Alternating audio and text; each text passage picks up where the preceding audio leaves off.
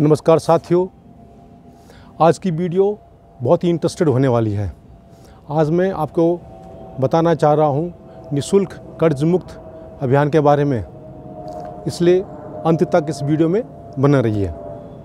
साथियों, आपको तो पता ही है, इस समय देश में निःशुल्क कर्ज मुक्त अभियान चल रहा है, जिसमें लाखों लोग जुड़ चुके हैं।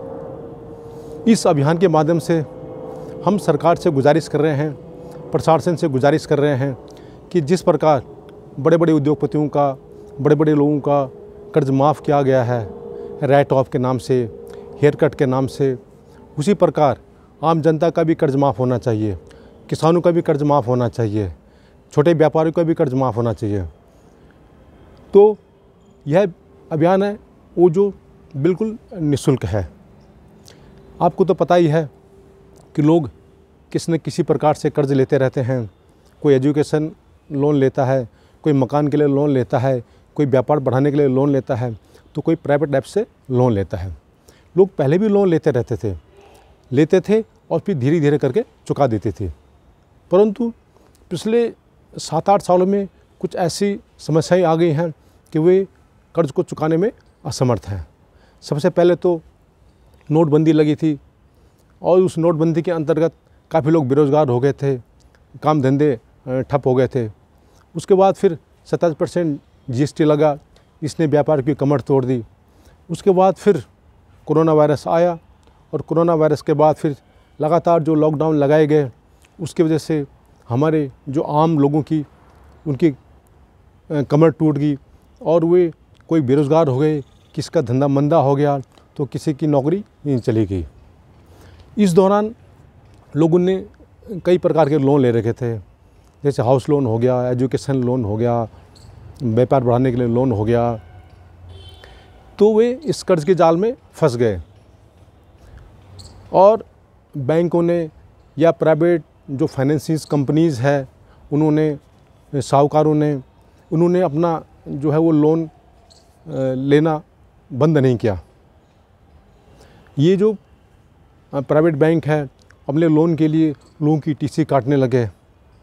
जो private non banking financial companies हैं, उनके जो रिकवरी एजेंट्स हैं, वो घर में जाके लोगों को गाली गलौज करने लगे, बदतमीज़ी करने लगे, मिसबिहेव करने लगे। इसके कारण हज़ारों लोगों ने बीच में आत्महत्याएं की और क्योंकि उनको प्रताड़ित किया जाता था, उनकी इंसल्ट की जाती थी और उनकी बेइज्जती की जाती थी। साथियों, जब से ये अभियान चला है, हज़ारों लोगों की जानें बची हैं।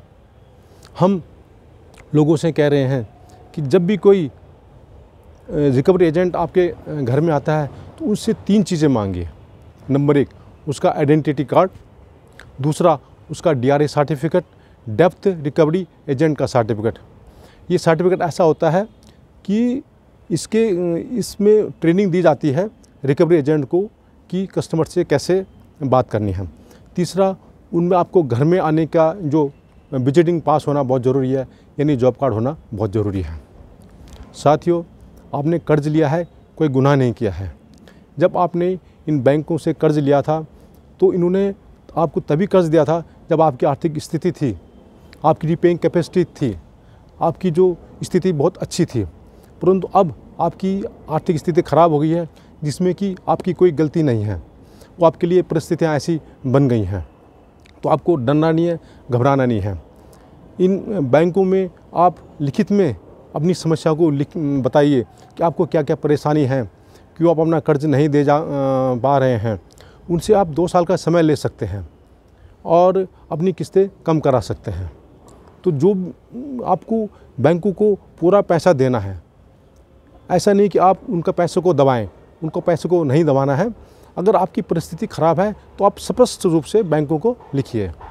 जब से ये अभियान चलाया है, काफ़ी लोग इसमें जुड़ चुके हैं और पूरे हिंदुस्तान में ये अभियान चलाया जा रहा है। ये बिल्कुल निःशुल्क है। यदि आप इस अभियान से जुड़ना चाहते हैं या ये फॉर्म भरना चाहते हैं तो आप गूगल में www.कर्जमुक्तभारत.co.in पर लॉगिन कर सकते हैं, या गूगल में कर्ज मुक्त भारत अभियान टाइप करेंगे तो हमारी साइट आपको मिल जाएगी। इस अभियान से लाखों लोगों को बहुत फ़ायदा हो रहा है और काफ़ी लोगों की जानें बची हैं। उम्मीद है आपको यह वीडियो पसंद आया होगा। यदि पसंद आए तो इसको लाइक कीजिए, शेयर कीजिए, सब्सक्राइब कीजिए। नमस्कार।